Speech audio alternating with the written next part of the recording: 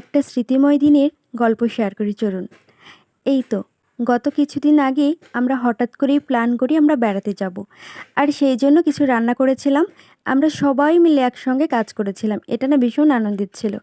তো এই যে আমরা সমস্ত কিছু গুছিয়ে নিয়ে বেরিয়ে পড়েছি। ও হ্যাঁ, তার আগে আমি কিন্তু একটু সাজসজ্জা করে নিয়েছিলাম। আমি তো মেকআপের কিছুই বুঝি না, পারি না। তো আমার বান্ধবী আমাকে নিজ হাতে সাজিয়ে দিচ্ছিল। মাত্র কয়েক মিনিটের মধ্যেও আমাকে এত সুন্দর একটা লুক দিয়েছিল। ও আমাকে এর আগেও বহুবার সাজিয়েছে। এটা আমার খুব পছন্দের ছিল।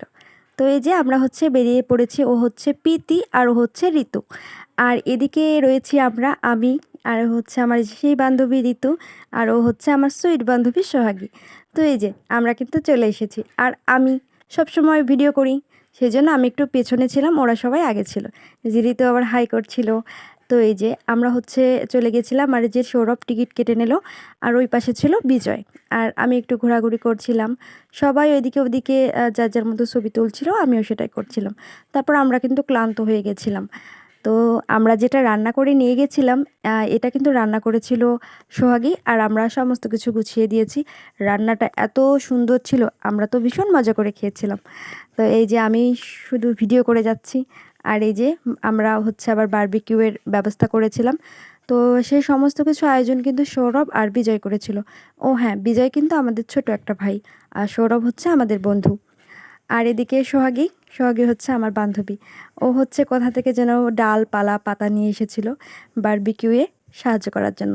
যদিও পরে ওগুলো আর আমরা কাজে লাগাইনি। তো এই যে সবাই আমরা নিজেদের মতো ঘুরছিলাম আর ভীষণ এনজয় করছিলাম, খুব গল্প করছিলাম। আর এই সময় তো প্রচণ্ড রোদ ছিল। এটা কিন্তু ছিল চৈত্র মাস, সেই জন্য রোদ তো থাকবেই। ওই যে সবাই আগে আগে আর আমি হচ্ছে পিছনে পিছনে যাচ্ছিলাম। তো যেতে যেতে এই জিনিসটা আমার চোখে পড়লো, এটা কিন্তু আর্টিফিশিয়াল। কিন্তু আমি দেখে তো একদম খুশি হয়ে গেছিলাম। যেহেতু আমি কখনোই না ওই রিয়েল ঝর্ণা কোনো দিন দেখিনি, সেই জন্য এখানটা আমার খুব বেশি ভালো লেগেছিল। তো আমি ছবি তুলে নিয়েছিলাম। আর এই যে এইটা হচ্ছে পুরো পার্কের মোস্ট ইম্পর্ট্যান্ট আকর্ষণ আমার জন্য। কারণ এটা আমি ভীষণ পছন্দ করি। দেখে মনে হবে যে, দূর থেকে মনে হবে যে পালকি, সেই পুরাতন দিনে একটু ফিরে যাওয়া। কিন্তু এটা কিন্তু মোটেও পালকি নয়, এটা শুধুমাত্র ওই দূর থেকে দেখার জন্য আর ছবি তোলার জন্যই তৈরি করা হয়েছে। তারপরেও এটা আমার কিন্তু ভীষণ পছন্দের।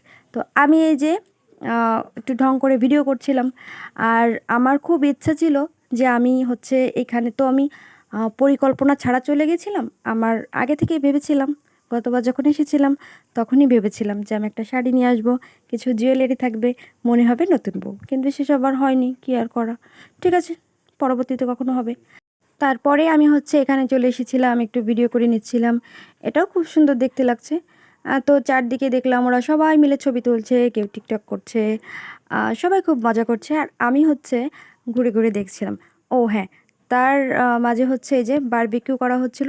তা আমি তো কিছুই করিনি, এটা শুধুমাত্র ছবি তোলার জন্য আর একটু ফানি ভিডিও করার জন্য, এরকম শুধু মানে দেখাচ্ছি যে আমি এত কাজ করছি, আসলে কিন্তু আমি কিছুই করিনি।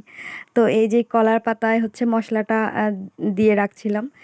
এটাও বিজয় আমাকে এনে দিয়েছিল, এই কলা পাতাটা। তো এই যে সৌরভ, এই ভিডিওগুলো হচ্ছে মানে আগে নেওয়া ছিল ভিডিও ক্লিপগুলো। তো আমরা সবাই মিলে খুব মজা করেছিলাম, মানে দিনটি খুব স্মৃতিময়। তো আমাদের বারবিকিউ কিন্তু রেডি, আমরা খুব মজা করে খাচ্ছিলাম। তারপর আমরা ওখানে অনেকক্ষণ ছিলাম, গল্প করছিলাম, ফানি ফানি ভিডিও করছিলাম।